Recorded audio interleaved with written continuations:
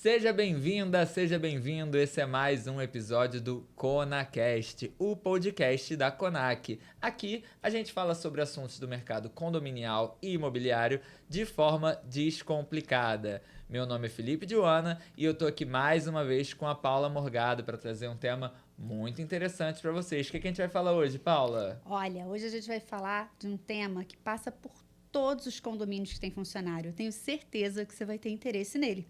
Afinal de contas, quem não quer montar uma boa equipe de trabalho no seu condomínio?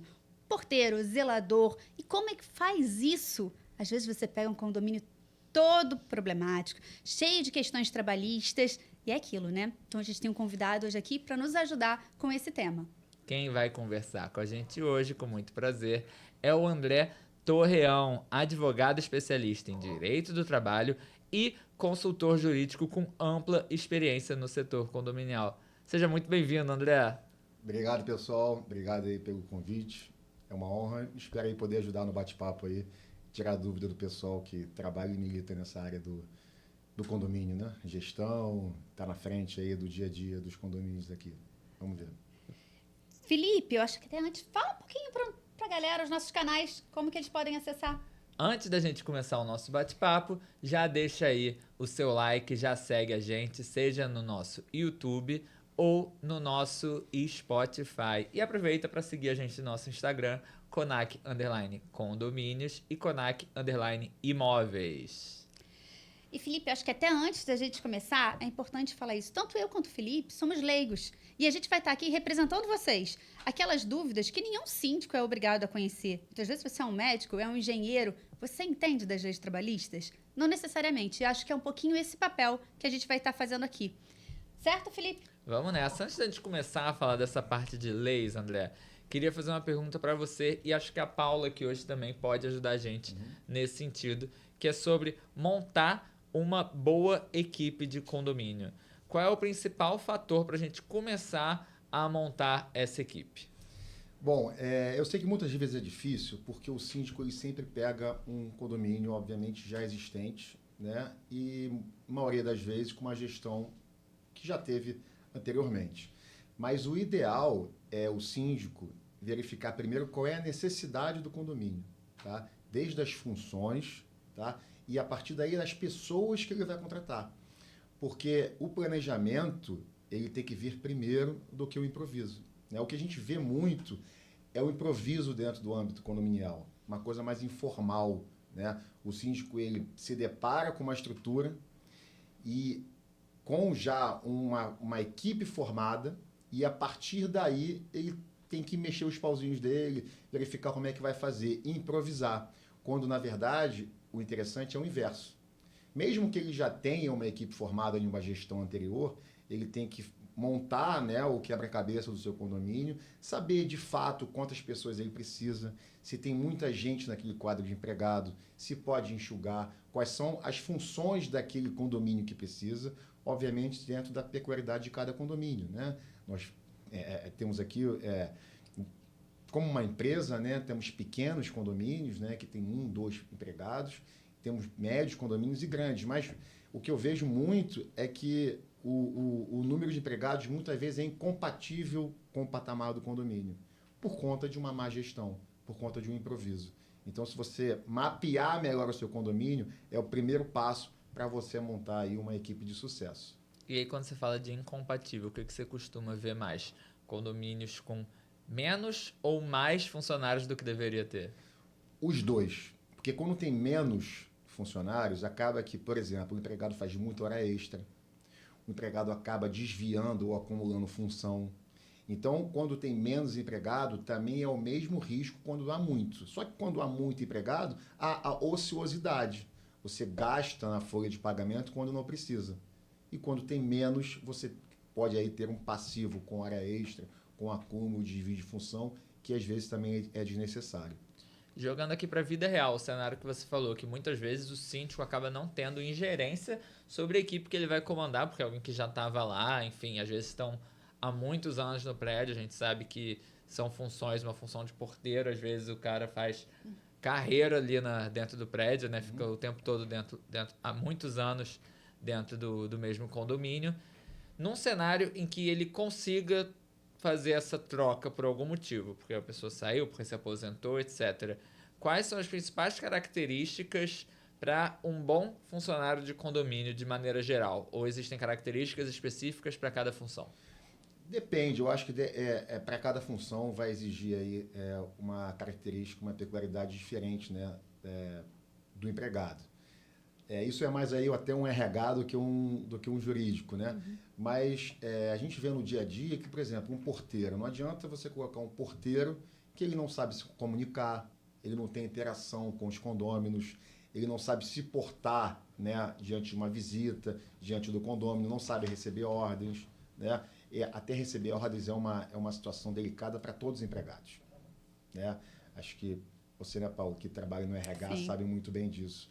Então, agora um zelador, por exemplo, tem que ter o perfil de liderança, né, saber gerir a equipe e se substituir o síndico quando o síndico não se encontra, né? Então, assim, vai depender de cada função dentro do condomínio. Obviamente, quanto maior a função, mais responsabilidades e mais cuidados na hora da contratação. E quanto menos qualificada, não desmerecendo nenhuma função, mas quanto menos qualificada for a mão de obra, eu acho que aí é mais fácil de você contratar. Felipe, eu acho que, primeiro é isso, a entrada no condomínio de um síndico novo, ele tem muitos fatores para analisar ali. Tanto a saúde financeira do condomínio, porque muitas vezes, assim, um desligamento pode ter um custo muito alto para aquele condomínio. Se for um cara que está há muitos anos lá, né? Imagina o custo dessa rescisão. Mas o que eu costumo aconselhar, assim, a gente às vezes entende que, eu vou contratar um advogado para me dar orientações da parte trabalhista. Vai ter um valor caro, enfim, vai ter um valor alto, ou vou conversar com a administradora. Isso é muito importante, porque a gente sabe que lá na frente isso pode se tornar um processo trabalhista. Então, às vezes, eu estou economizando de um lado e vou gastar de outro. Está investindo, na verdade. Exatamente. E quando eu estou falando da montagem da equipe, entrando não na parte do André, jurídica, mas exatamente a parte de pessoas, eu acho que, assim, conhecer o seu público é fundamental. Claro que tem as necessidades do cargo. Se eu vou trabalhar como zelador, o que é necessário dentro daquele cargo, mas em que condomínio eu estou? Qual é o meu público? Qual é a minha forma de trabalho? E acho que principal, assim, eu como síndico, independente se eu sou um profissional liberal, se eu nunca tive equipe, eu também vou precisar aprender como gerir. Então, a gente aconselha até para o síndico como fazer gestão. Claro, em condomínios muito grandes, às vezes você vai ter uma pessoa no administrativo que vai ter essa função. Mas a grande realidade são condomínios pequenos, se a gente fala de Zona Sul do Rio e tal. E como que eu faço essa gestão? Então, concordo com o André que, assim, quanto melhor eles também se relacionarem entre eles, se relacionarem com os condôminos, vai facilitar o dia a dia desse condomínio. Nesse sentido de conhecer o público, eu vou jogar até para uma questão legal que eu acho que o André vai trazer para a gente uma contribuição positiva. Quando eu preciso conhecer o perfil, às vezes a gente pensa assim, é um condomínio com muitos idosos, então eu preciso de um porteiro que seja mais simpático, que carregue as compras, que abra a porta do elevador e tudo mais. E aí a gente começa a entrar numa seara legal, que é até onde vai a função de um funcionário da portaria, por exemplo. Então eu queria entender isso com você, André. Primeiro, qual é a diferença de acúmulo de função e desvio de função? Tá.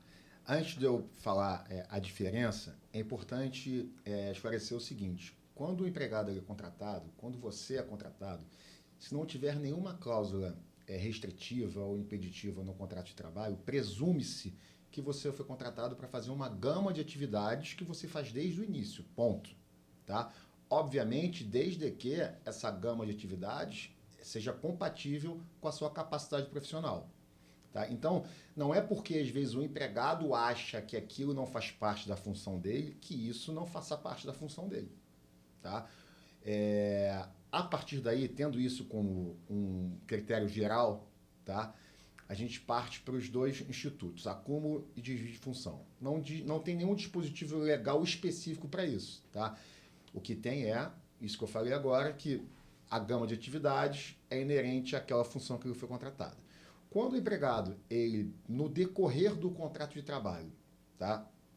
Há uma alteração contratual e que ele passa a exercer uma função que não é inerente, ou seja, é outra função com maior responsabilidade, diferente e fora da capacidade da função dele, Se ele fizer isso junto com a função que ele já foi contratado, é acúmulo de função.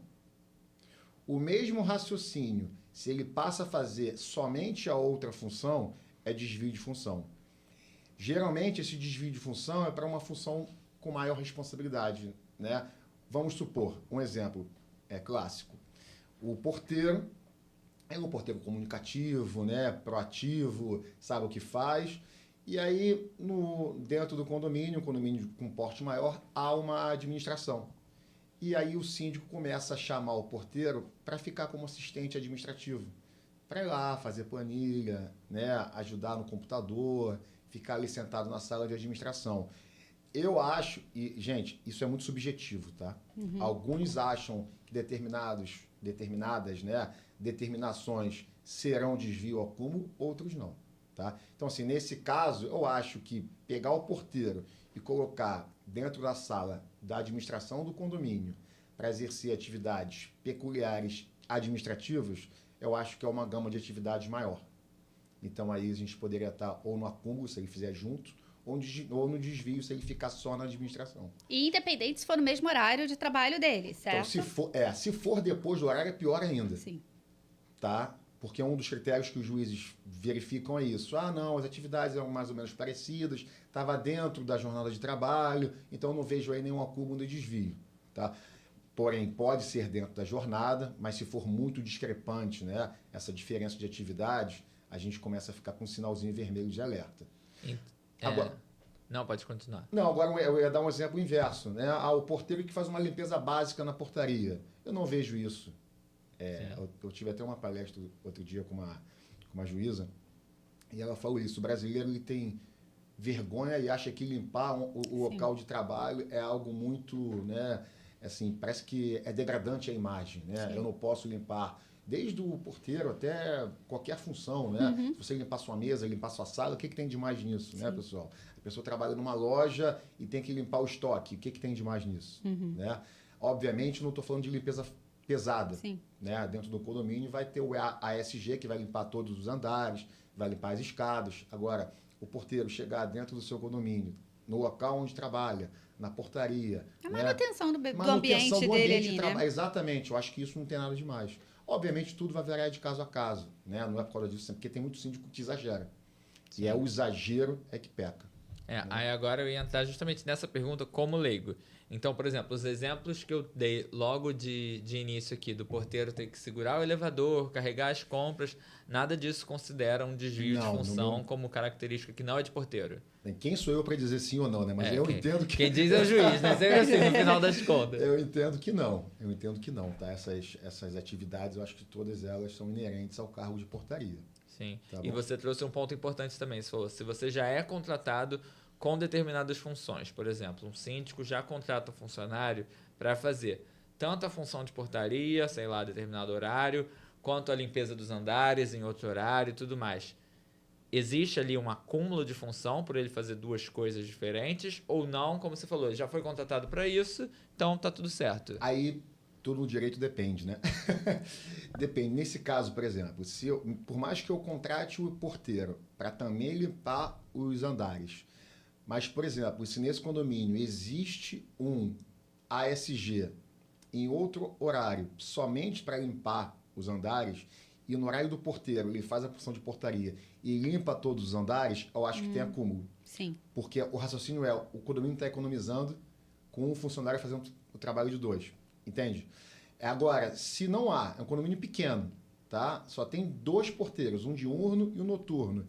E ambos foram contratados, tanto para a portaria quanto para a limpeza. Agora, se ele vai ganhar o adicional para a limpeza, né, de salubridade, se ele vai carregar lixo, vai manusear lixo, aí é outro departamento.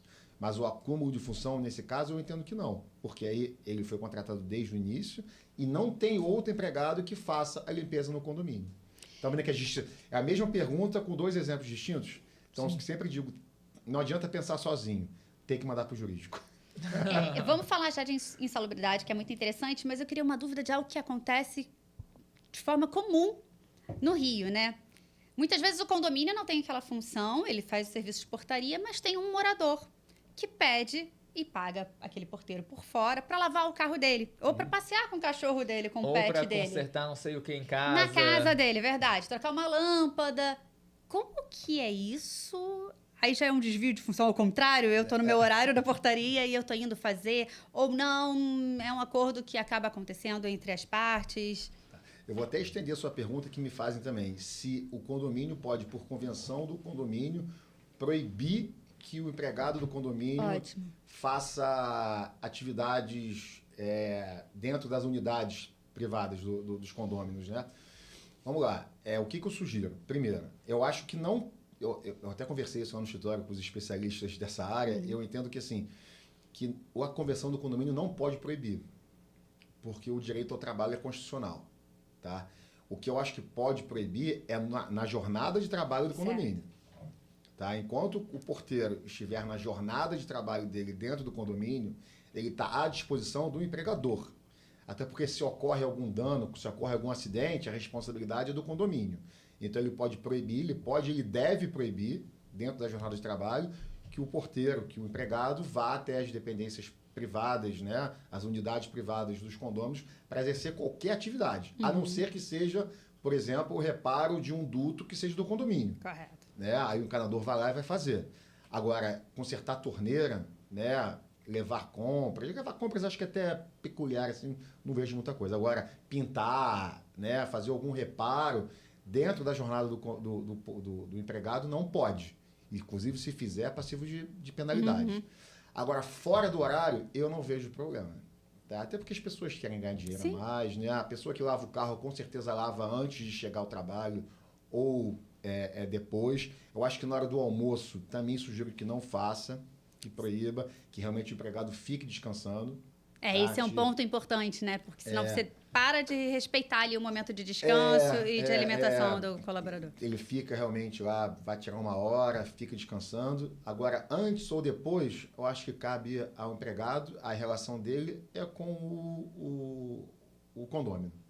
Tá? Correto. E nesse sentido a gente entra até num outro ponto, né? Que não sei o quanto que envolve a questão legal, que são moradores que acham que são também os chefes, os patrões dos funcionários de condomínio, né? E como o nome diz, na verdade, eles são funcionários de condomínio. Aí aqui mistura um pouco a parte legal com a parte de gestão de pessoas. Às vezes também não rola um constrangimento, por mais que o síndico diga, olha, não, a orientação não é essa, no horário de trabalho não pode. O próprio funcionário ali se sente na obrigação de fazer esse favor para o morador.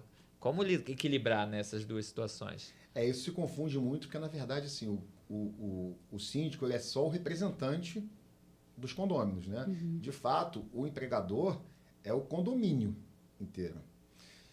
Então, o próprio condômino tem que ter ciência disso. Então, isso aí é mais uma relação de comunicação interna do condomínio, para que o síndico, em assembleias, né, em regimentos internos, conversem com os seus... Estou até passando aqui da minha área, né? No regimento interno, descreva ali o que os condôminos têm que fazer e podem fazer, com as suas obrigações e deveres com relação aos seus empregados, proibições de não chamar, penalidades, caso assim o façam, né, para os condôminos, porque, inclusive, se o condômino, por mais que não seja o síndico, por exemplo, caso ele incorra em uma agressão verbal, tá, ou então uma determinação de atividades que aí ultrapassem aí as funções dele, algo do tipo, isso aí pode incorrer depois em um passivo trabalhista para o condomínio. Né? Por exemplo, o morador do 201 do bloco A mandou o porteiro fazer alguma coisa, ele não fez, foi lá e xingou. Isso é passivo de dano moral. Sim. Não contra o morador do 201A, mas contra o condomínio. Aí depois você vai ter direito de regresso, né, do condomínio em face desse morador, é outra coisa. Mas o empregado vai requerer no judiciário uma indenização por danos morais em face do condomínio. A gente falou até um pouco sobre isso, Felipe, já indo para a parte de RH, quando a gente sinalizou há um tempo atrás num bate-papo nosso, que é muito importante que o síndico estabeleça também ali a confiança com os seus colaboradores do que é permitido ou não no condomínio, também no sentido, entendo, o condomínio é o empregador, mas o síndico é a figura que está ali à frente, a pessoa jurídica que está ali na frente. Então, bem, dentro do meu condomínio, eu não vou aceitar que haja qualquer ataque ofensivo a vocês, funcionários do condomínio. Então, eu também estou aqui para, de certa forma, protegê-los. É uma forma também do condomínio se resguardar um pouco quando ele deixa ali muito claro e estabelecido o que é permitido ou não. Que aí, caso algum morador infrinja essa regra, meu funcionário também já sabe a quem recorrer e sabe que eu vou estar do lado dele. Se ele sofreu um ato de racismo, de homofobia, o que é agressão, enfim, além de ter as questões de serem crimes, ele também vai se sentir mais resguardado pelo síndico, por quem está ali. Que também vale para o outro lado, mas acho que não é a nossa pauta de hoje, que é também do funcionário do condomínio, que ele não pode cometer nenhum desrespeito ou nenhum crime contra o morador. Mas é isso, acho que tudo conversa, né? A gente não consegue aqui dificilmente falar só de uma questão legal estritamente ali na letra fria da lei. A gente tem que falar de gestão de pessoas, a gente tem que falar de comunicação interna, a gente tem que falar de regimento.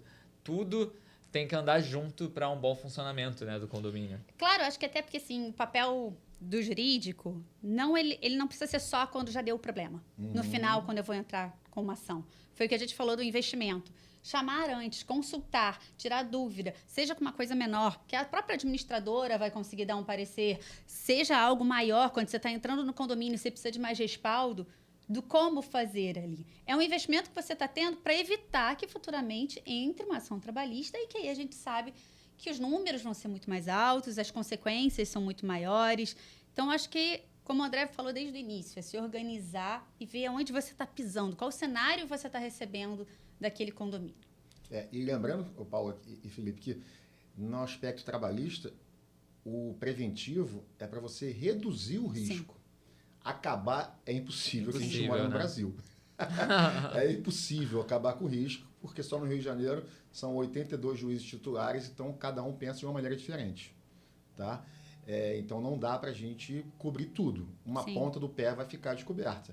Mas eu até brinco, né? Porque no direito do trabalho, se você está formalizado no papel, se você tem tudo formalizado certinho, não é porque está formalizado que está 100% certo, tá? Porque vale o que acontece na realidade, é a primazia da realidade. Sim. Mas se você não tiver nem formalizado o mínimo de organização, esquece, né? O problema vai ser muito pior. Correto, acho que é isso que entra a gestão de pessoas ali também. De trazer o time para você, de conversar, até quando você fala isso das funções, obviamente, dentro da lei, do que a função de cada um permite. Mas conversar em conjunto, eu vejo que até por uma questão de escala, muitas vezes os funcionários do condomínio não se encontram, dependendo do tamanho dele, enfim, eu vou ter um funcionário entrando com outro saindo, nesse formato. Então, de tentar um dia, marcar uma reunião, sentar junto, mostrar, apresentar, conhecer de fato, para que a gente entenda que é a mesma coisa que acontece no escritório, que é uma equipe. Quando você falta, claro que você está prejudicando os moradores e o condomínio, mas você também está prejudicando o seu colega de trabalho que vai ter que te substituir naquele horário, você vai acumular um serviço que vai ficar maior para o dia seguinte, a limpeza que era diária passa a ser 2 vezes na semana por uma ausência. Então, acho que tornar esse ambiente o mais agradável possível. Saudável, né? E saudável, exatamente.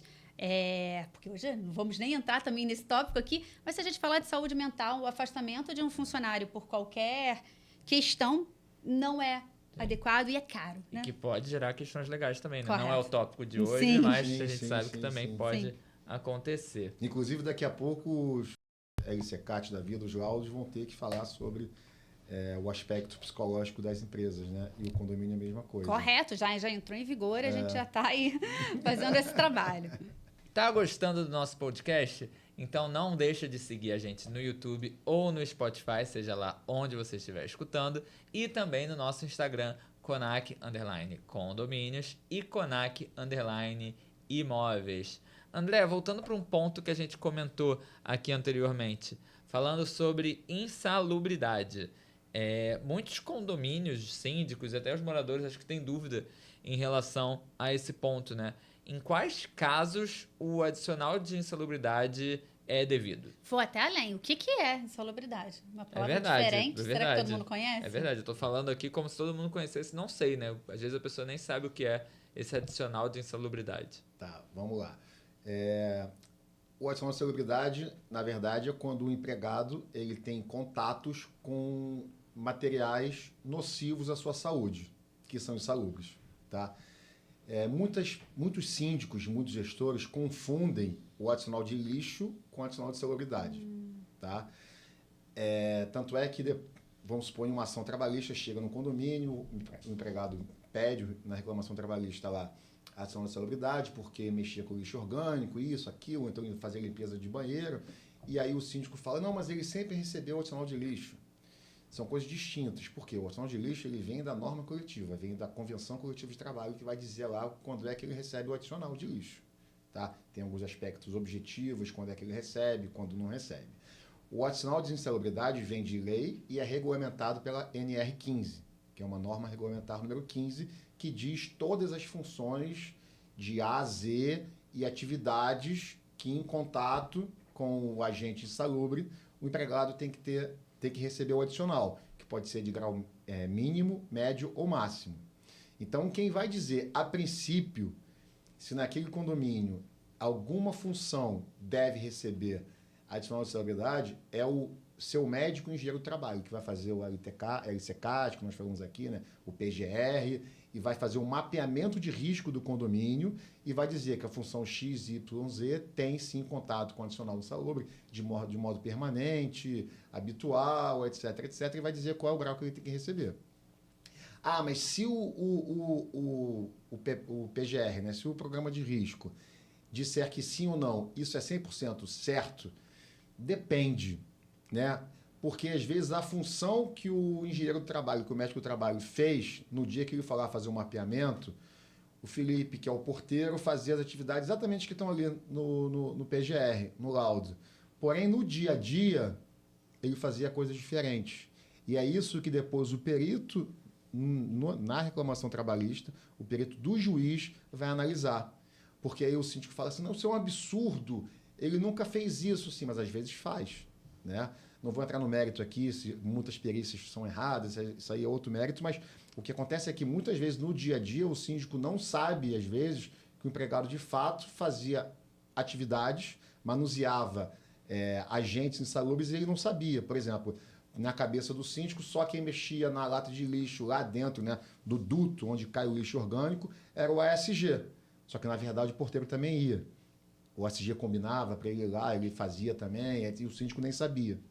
Né? Então, primeiro o adicional de lixo é diferente de insalubridade.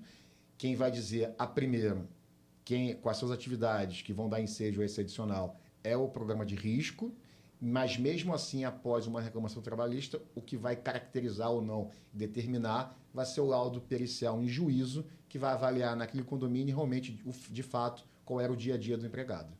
Tá.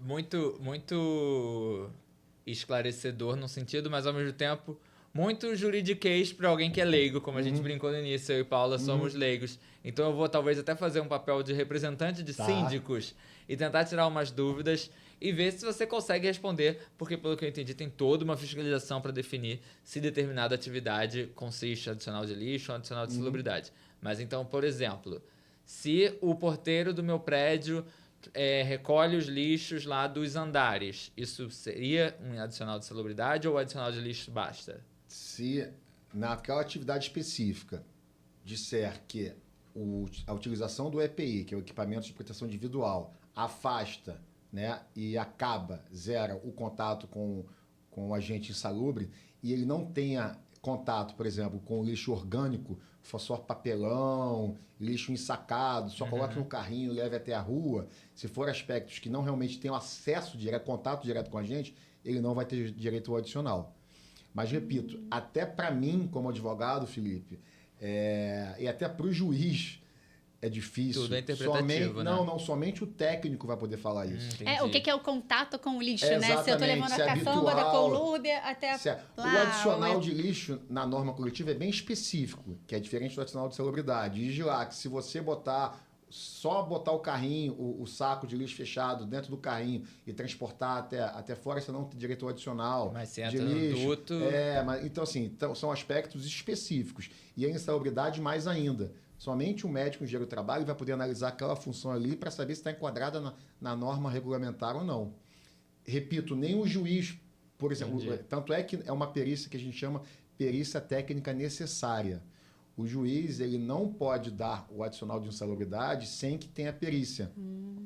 Então, mesmo que chegue lá uma testemunha dizendo que ele tinha contato, que ele nadou no lixo, que seja, só a testemunha não perícia. serve, porque o perito é que vai dizer se ele tinha, mas qual era a habitualidade, se era permanente, se não era, se todos os requisitos da norma regulamentar foram preenchidos ou não, entendeu? E esses laudos técnicos, eles protegem o funcionário ou o condomínio, ou depende de cada situação? Eu acho que protege os dois, Felipe. Protege o funcionário, porque se ele tem contato, ele tem que receber o adicional, né? Ele vai saber desde o início. E protege o condomínio para que depois não tenha uma surpresa. E até hoje, né, isso é muito importante a gente reforçar que o condomínio é uma empresa.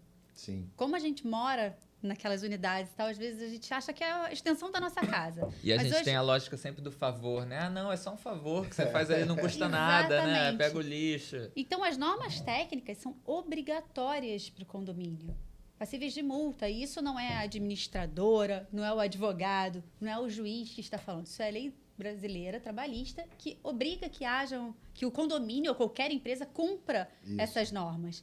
Então, é importante a gente reforçar isso porque é anual, a gente sabe, tem um custo para o condomínio, muitas vezes o condomínio é pequeno, às vezes eu tenho um funcionário, ainda assim, são exigidas e precisam ser cumpridas para evitar qualquer questão, não só jurídica ou até assim, vamos lá, também é para preservar, que é o que a gente fala desde o início, esse colaborador. Você não quer que a pessoa que está no seu dia a dia, se você entende que o condomínio é extensão na sua casa, se aquela pessoa que você cruza todo dia trabalhando ali, você não quer que ela também esteja passando por nenhum risco.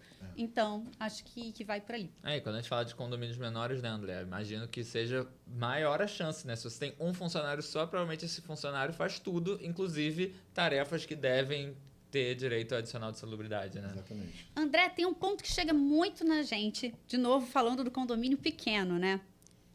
Horário de descanso, horário de almoço. Ainda mais que assim, também, na realidade condominial, condomínio menor, é difícil ter um ticket de alimentação ou que o funcionário vá comer fora da dependência do condomínio.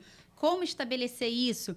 Já vimos muitas vezes o funcionário comendo na portaria rápido ou num cantinho meio desestruturado, sentado na escada. Exatamente. Isso demanda fiscalização do síndico. O que eu vejo muito é o síndico falar assim, não, mas ele fazia isso porque ele queria. Só que, na verdade, é a obrigação de fiscalizar o contrato de trabalho do empregador. Então, eu não posso falar, não, ele não batia cartão de ponto. Mas ele não batia porque ele não queria, estava lá. Né? Mas o cartão está britânico aqui. Britânico é quando está marcado todo dia, de 8 horas às 17 horas e 00. Não pode. Aí eu falo assim, mas isso aqui não pode. Mas ele ficava lá, ele que fazia assim. Né? O horário de almoço é a mesma coisa. Pergunta assim, mas ele não tirava o horário de almoço? Ele tirava, mas se ele quisesse comer na cabine, ele comia. Se ele quisesse ir lá para fora, ele comia. Não é assim que funciona. Tem que ser babá realmente, porque o Estado brasileiro diz que o empregador tem que ser babá do empregado. E é assim que tem que ser. Não tem como brigar contra. Então, o síndico ele tem que chegar lá e falar, você não pode ficar aqui. Se verifica, inclusive, pode penalizá-lo por isso. Pode aplicar uma falta, uma advertência, uma suspensão. E se for reiterar, pode ser justa causa. Porque ele está querendo, o empregado está querendo um passivo pro condomínio. Está trabalhando na portaria, almoçando na portaria, no local de trabalho, abrindo o portão, quando, na verdade, ele deveria estar descansando. E esse almoço de descanso pode ser em qualquer horário? Exemplo, meu horário é de 8 às 17, ou seja, contando com uma hora ali de descanso. Vou sair às 16, que aí já está contabilizada essa hora. Eu não almocei nesse meio tempo, não descansei. Não. Não, o que acontece você tem que ter o horário de descanso para alimentação. Sair uma hora antes não é horário de descanso dentro da jornada de trabalho. Tá? É diferente. Pode ser uma compensação de jornada. Mas você tem que ter a sua hora de descanso dentro da sua jornada de trabalho, efetivamente para o almoço. Tá? Então, se você trabalha de 8 às 17, você pode ter almoço de 11 a meio-dia, de meio-dia a 1, de 1 às 2. Não pode sair às 4 horas, porque isso, a gente vai conversar sobre isso ainda hoje, pode ser considerado uma compensação de jornada. Aí sim, eu trabalho 1 hora a mais no dia seguinte e saio 1 hora a menos. Eu trabalho 1 hora a mais no dia anterior e saio 1 hora antes no dia seguinte. Tá? Agora, a jornada, o intervalo intra-jornada tem que ser dentro do horário de almoço ou então da janta. Tá bom? Entrando nesse tema, André, da compensação de jornada, existem regras específicas para funcionários de condomínio? Porque quando a gente fala, por exemplo, de uma portaria, é diferente às vezes de um cargo numa empresa em que um funcionário acumula lá tantas horas e aí ele consegue folgar porque sabe que às vezes vai ter outra pessoa ali. O porteiro às vezes não tem quem cubra o porteiro. Então, se ele fizer muitas horas, como que ele faz para compensar esse horário e tirar um dia de folga ou sair mais cedo? Como funciona isso? Tá. A legislação ela prevê a compensação de jornada e o banco de horas. E as convenções coletivas das categorias de determinadas regiões, elas podem prever algo diferente, né? O que a gente tem que tratar primeiro é a regra geral da CLT. Tá? Até porque as convenções coletivas são inúmeras, né? Tem a convenção aqui no Rio, por exemplo, tem a de Niterói, né? Região dos Lagos, tem Rio de Janeiro, enfim, há inúmeras hipóteses. Mas a regra geral é compensação e banco de horas. Qual é a diferença? A compensação é aquela aritmética simples, tá? A pessoa trabalha, vamos supor, 48 minutos a mais por dia, de segunda a sexta, e folga aos sábados. Ela vai estar dentro das 44 horas semanais, trabalhou 8 horas e 48 minutos, efetivamente mais a hora de almoço, tá? Esses 48 minutos diários não vão ser considerados extras, porque ela não trabalha no sábado. Porque o normal são 8 horas de segunda a sexta e 4 horas no sábado. Então, isso é uma compensação. Isso pode ser feito na semana e até dentro de um mês. Por que eu estou falando isso? Porque a compensação em até um mês, ela não precisa nem estar escrito no contrato de trabalho. Basta que seja tácita, ou seja, aconteceu, foi combinado. Então, se você faz no seu condomínio um ajuste de compensação de jornada, saiu mais tarde num dia, entrou mais cedo no outro, algo do tipo... Fica elas por elas. Fica elas por elas dentro de um mês. Mas tem limite, André? Ou eu, por exemplo, essas 4 horas que eu faria no sábado, eu vou fazer todas em um dia, todas na sexta. Então, eu vou trabalhar minhas 8 horas, meu descanso mais 4 horas. Você só pode trabalhar 2 horas a mais por dia, tá? Não pode trabalhar mais que isso. E, além da compensação simples, existe o banco de horas, que aí são aquelas compensações em até 6 meses e até 1 ano. Em até 6 meses, tem que ser por acordo escrito, individual, tá? E se for 1 ano, só pode ser coletivo. Ou acordo coletivo, que é o condomínio sentar para negociar com o sindicato da categoria, ou convenção coletiva. Tá? A maioria das vezes, a convenção coletiva prevê o banco de horas, só que ela prevê mediante o acordo coletivo. Certo. A convenção coletiva diz, pode ter banco de horas, mas o condomínio tem que vir aqui no sindicato para a gente conversar e fazer o acordo coletivo com o condomínio. E aí, é interessante isso? Mas requer um cuidado especial, porque o banco de horas, o empregado ele tem que ter ciência quanto é que está o extrato dele de horas. Não pode ser simplesmente um banco de horas que o síndico sabe. Eu sei que a Paula está me devendo aqui 40 horas, só que ela não sabe de nada. Aí eu chego amanhã e falo, Paula, fica em casa. Não é assim. Por quê? Porque é uma exceção à regra. E, a princípio, isso é benéfico para o condomínio, né? Porque está deixando de pagar hora extra.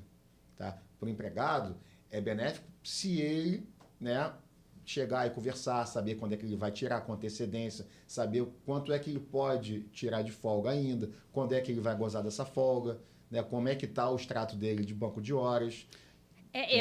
Mais um e ponto. essa ciência é difícil, tá? Isso que eu ia perguntar, como fazer, até te interrompendo, Paulo, como fazer que se comprove essa anuência, né, do colaborador, do funcionário? É transparência, porque se for papel, né, se for o ponto em papel, mensalmente apresentar para o empregado como é que está o banco de horas do mês, isso é relativamente simples, tá? E se for biométrico, é mais simples ainda, que vai sair o relatório e tem que apresentar para ele. Quando eu falo que tem que ter cuidado que é difícil, não é porque é difícil de fazer, é difícil do síndico ter consciência disso. E até disponibilidade, né? Porque o síndico, ele também tem a carreira dele, ou ele tem as atribuições dele do dia a dia, de estar ali fiscalizando, e será que saiu mesmo, não saiu, saiu que horas? E entrando já até nisso, no tal do ponto britânico que a gente vê com constância, que entra também nessa situação. O síndico não está lá todo dia, ele vai confiar. Mas chega muito na administradora, isso, condomínios, com ponto lá de 8 às 17, 8 às 17, 8 às 17. Ele nunca chegou atrasado, ele nunca chegou antes. Aonde isso vai desdobrar? Tá. Até dar um passinho antes, André, para se complementar na sua resposta. Por quê? Qual é o dispositivo legal que diz que não pode fazer, né, o ponto britânico? Tá.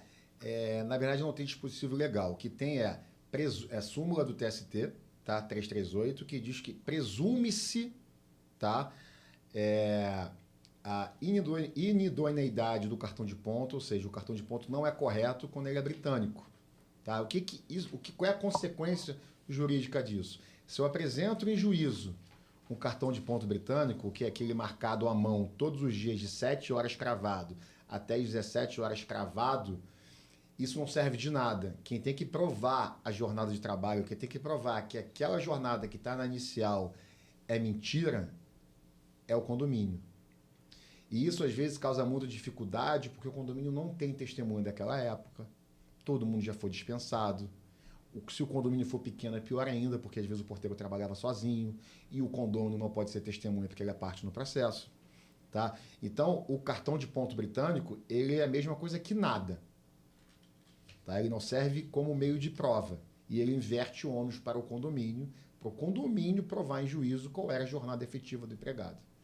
Como é que a gente resolve isso? 2 maneiras. Ou realmente o síndico, através de um zelador, ou de alguém, ou então ele mesmo próprio, todos os dias verifica dia a dia se o cartão foi batido corretamente, tá? Ou então coloca o cartão de ponto eletrônico, que é o biométrico, porque aí não tem jeito. Porque é impossível o cidadão sair todo dia de 8 às 17 horas. Aí vai estar lá 17h12, 17h03, 17h04. Só que aí é o seguinte, se tiver hora extra vai ter que pagar, porque aí é o inverso. Porque você vai ter que fiscalizar da mesma maneira, porque senão o empregado vai bater depois para ganhar hora extra.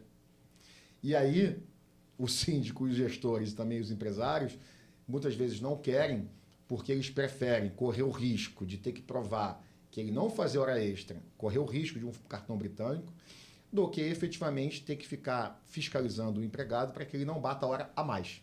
Sim. Entendeu? Porque bater hora a mais no cartão ele já era, não tem como retificar. Né? No escrito, se bateu a hora a mais, ele vai perguntar, você saiu daqui 5h30, mas por quê? Né? Conserta isso aqui, né? Preenche outra folha, ou algo do tipo. Né? Mas eu acho que hoje também já popularizou mais dentro dos condomínios o ponto eletrônico ali. E também você consegue fazer essa gestão, mesmo ele já estando ali computado, não podendo voltar atrás, como ela é eletrônica e tal, eu já consigo ver no dia a dia. Eu também não preciso ficar dependendo daquele papel que foi rabiscado ali. Então, é muito o condomínio entender qual vai ser a demanda dele ali, se vai seguir no papelzinho, se não, mas enfim, ficar atento a esse ponto do ponto britânico, sim. Mas, de fato, o eletrônico acaba com o britânico. Né? Correto. Não tem jeito. Sim. Não tem jeito. Uma pergunta que a gente colocou aqui, que eu acho que vale também uma outra explicação prévia, é como formalizar o banco de horas na escala 12/36. Então, a primeira pergunta vai ser, explica pra gente o que é a escala 12/36. Tá. A escala 12/36 veio a partir da reforma trabalhista na legislação, porque antes ela só era inserida em algumas convenções coletivas e eram estendidas para as demais categorias. Tá? Aí veio a reforma trabalhista de 2017 e colocou dentro da legislação a possibilidade, tá, de, por acordo individual, ou seja, o contrato de trabalho, estabelecer uma jornada 12/36. A jornada 12/36, a princípio, ela não pode fazer hora extra. Então, eu não falo de compensação nem banco de horas com ela, tá? Porque a 12/36, ela já é uma exceção à regra. A regra é jornada até 8 horas de trabalho. Até 8 horas, porque a pessoa pode trabalhar menos. Né? Eu posso trabalhar 6 horas, como também posso fazer um contrato por tempo parcial. Mas acima disso, 2 horas a mais é hora extra. E acima disso, só para o acordo individual. Então, o 12/36 já é uma compensação por si só. A pessoa trabalha 12 horas para compensar depois 36 em casa. Então, eu não posso fazer hora extra. Tá? Qual é o risco que caso você faça hora extra? E depois o juiz anular esse 12/36 e determinar o pagamento acima da 8ª hora. Olha o passivo trabalhista enorme aí. Sim. Então, 12/36 não pode fazer hora extra. O que pode fazer é indenizar o horário de almoço ou de janta. Tá? Diz lá, a legislação diz que a hora de almoço na 12/36 pode ser paga ou indenizada. Então, na portaria, por exemplo, se a pessoa trabalha noturno, só tem uma pessoa, tá? O condomínio pode escolher que ele não tire, que ele não goze dessa 1 hora de janta, tá? E pague no contra-cheque essa hora indenizada. Isso não tem prejuízo, não tem passivo trabalhista a mais para o empregado. Mal pro comparando, é a mesma lógica de vender as férias, por exemplo. Você estaria, sim. né? Há Uma comparação bem leiga, tá, André? Que como a gente sim, que é uma possibilidade, é um planejamento, tá? Não é ilegal fazer isso, tá? Então, se o condomínio é pequeno e vai ficar lá de 8 da noite até 8 da manhã o empregado, pode falar, ó, você não vai gozar de 1 hora de janta, porque não tem quem fique na portaria, não tem quem te renda, só que você vai ganhar aqui a indenização de 1 hora ou 2 horas, porque às vezes tem convenção coletiva que determina 2 horas, tá? Quando é janta. Correto. 2 horas de almoço. Tá? Então pode indenizar. Tá? Tenho 2 pontos aqui ainda pra gente falar. Fala. Desculpa te cortar, só para terminar. E no 12 por 36 há também já um pacotão, né, que a gente chama de pagamentos que está tudo inserido. Atualmente, o 12 por 36 não se paga feriado a mais, não se paga horas em domingo. Por quê? Porque já está tudo incluído na própria escala. Entende-se que já há compensação automática. Se a pessoa trabalha, se por acaso a escala dele caiu num feriado, você não precisa pagar em dobro essa escala. Então ele é vantajoso para o condomínio. É vantajoso para o condomínio e também para o empregado. Sim. Porque ele pode ter outra atividade no outro dia. Nessas 36 horas. Ou então pode ficar com a família. Correto. Né? Então, eu acho que é uma vantagem recíproca. Foi isso que o legislador entendeu, né? Quando colocou para dentro, trouxe para dentro do arcabouço da CLT a possibilidade da jornada. Então, só para fechar, há todo um pagamento já inserido dentro da 12 por 36, que você acaba aí economizando certas verbas e certos custos trabalhistas de uma jornada normal de 5 por 12 ou 6 por 1. Tem um assunto que está quase que superado no mercado, mas às vezes ele aparece, que é o do funcionário do condomínio que mora no condomínio. Como tratar isso era algo que, vamos lá, 20 anos atrás era bem comum, né? Depois disso a gente entrou aí com diversos questionamentos, até porque eu estava falando da moradia daquele funcionário, como eu desligo e ele mora dentro do condomínio. O que hoje deve ser feito? O que você aconselha, já que a gente já está até com esse assunto bem encaminhado? As normas coletivas, elas regulam isso, tá? Aqui do Rio de Janeiro, por exemplo, a norma coletiva é bem específica e trata todas as hipóteses da moradia funcional, tá? Desde, por exemplo, muitos síndicos não sabem, mas determinação e restrição e direcionamento da responsabilidade do pagamento de água, luz e gás. O que diz a norma? Que se os relógios forem individualizados, tá? O relógio de água, de luz e de gás, eu posso determinar que o empregado pague, que utiliza a moradia. Só que tem que ser individualizado. Ou então eu posso estabelecer o limite. A partir de tantos, né, você que vai ser responsável pelo pagamento. Eu posso determinar também, por exemplo, o limite de materiais eletrônicos e eletrodomésticos, né, para não sobrecarregar. Caso o condomínio pague 100% da conta de luz, eu posso determinar, só pode ter um ar-condicionado. Fora isso, você que vai pagar, né? Enfim, há algumas determinações que a norma coletiva é que vai dizer, como também prazo para entrega das chaves após a rescisão, multa em caso de atraso na rescisão, como é que é na justa causa, quando é que tem que entregar chaves, quantos dias tem. Então ainda é possível existir, só ainda que eu preciso estar Está tudo regulamentado. O que acontece é que muitas vezes o empregado já mora no condomínio e já tem 40 anos. E não tem regulamentação nenhuma. Não tinha regulamentação nenhuma. Então aí para tirar é muito difícil, né? Primeiro que a gente passa pelo aspecto social do síndico, às vezes não do condomínio, mas do síndico, né? Às vezes muitos moradores querem reduzir o custo, tá? Sim. Mas por uma tomada de decisão do síndico, não é dispensado o empregado, ele continua lá. Só que é uma bola de neve que não acaba nunca. Eu sempre converso com meus clientes que têm determinada tomada de decisão que, por mais que seja dura, é melhor fazer para estancar a sangria do que deixar a cachoeira rolando lá. Porque é uma torneira aberta. Aí não acaba nunca. Aí o que é fácil? Aí aumenta a cota condominial. Correto. Então, assim, até reformulação de escala de trabalho, redução de hora extra, retirada de moradia funcional, tudo isso é difícil, porque mexe no que efetivamente o empregado recebe. Mas aí você tem que ter gestão e verificar se vale a pena dispensar, se é só reformular a jornada, se é só suprimir a hora extra, não sei se a gente vai falar sobre isso, mas a supressão de hora extra é uma possibilidade de redução de custos, né? O empregado que faz, por exemplo, você tem poucos empregados ou então muitos empregados. Vamos no exemplo que você tenha muitos empregados e eles fazem hora extra por simples má gestão do antigo síndico. Uhum. Aí você verifica e fala, não precisa disso, só que a pessoa já faz hora extra tem 2 anos. Então, o que o TST entendeu? Que caso você suprima, seja parcial ou total, essa hora extra que o empregado faz há mais de 1 ano, você tem que pagar uma indenização para ele. Tá? Essa indenização tem uma fórmula, que não lembro de cabeça, mas aí a fórmula você pega o ano, quantos anos ele prestou, você multiplica pela média de horas extras do último ano e ainda multiplica também pela quantidade de horas extras do último mês. Enfim, algo desse tipo, é uma fórmula que vai sair um número X, que é isso que é importante. Você vai indenizar aquilo e vai poder parar, vai poder interromper esse desperdício com hora extra do empregado. Aí a convenção coletiva diz lá que, aqui do Rio, por exemplo, que se essa supressão, se essa indenização for maior do que R$5.000, você pode parcelar em 5 vezes, algo do tipo. Aí a Paula me pergunta assim, mas e se eu quiser parcelar em mais? Eu não vejo problema, porque assim, o que vai acontecer depois você tem que pagar alguma multa por descumprimento de norma coletiva. Agora, se o condomínio não tem dinheiro para pagar em 5 vezes, como é que vai fazer?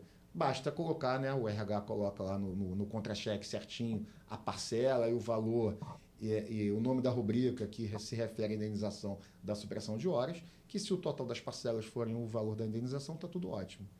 Tá? Maravilha. Olha, estamos chegando no final, mas eu não posso sair daqui sem perguntar. Estamos próximos ao final do ano e acontece bastante premiações que o condomínio quer dar para seus funcionários. Não só no final do ano, você pode ter durante o ano todo alguma premiação estabelecida pelo condomínio. Como fazer isso? E aí eu vou misturar a pergunta com 2 casos diferentes. Tem essas premiações que acontecem, às vezes são muito comuns no final do ano, e tem também aqueles casos que, assim como a moradia funcional que a Paula mencionou, ainda acontecem por fora, que é, às vezes, um funcionário que tem um salário X, mas o condomínio paga ali R$200 a mais para ele, etc. Como fazer para lidar com essas 2 questões, né? É raro, mas acontece muito. Né? E, assim, o que eu costumo dizer também para os clientes é que no direito do trabalho, mexer no que já está acontecendo é muito difícil.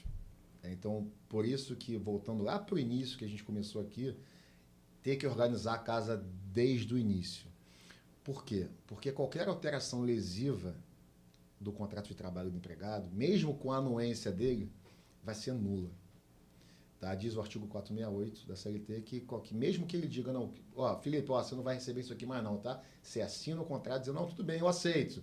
Foi lesivo para você, você não tem discernimento para isso. Mesmo que isso em momento nenhum esteja ali no contrato, seja só de boca. Não. Qualquer alteração lesiva, ela é nula. Então, partindo dessa premissa, quando você se depara com um pagamento por fora desse, eu não posso simplesmente parar de pagar, tá? Mas eu posso tentar planejar esse pagamento. Então, respondendo a sua pergunta e a da Paula, é o seguinte, vamos supor um exemplo prático. O condomínio paga para o porteiro X R$500 a mais porque o síndico, na cabeça dele, ele tinha que pagar R$500 a mais para o síndico porque o porteiro criou o neto dele e ele que ia dar, em vez de dar para o dinheiro dele, dar o dinheiro do condomínio R$500 a mais. E aí o síndico novo verifica isso e fala para o jurídico, eu quero cortar isso. Tá.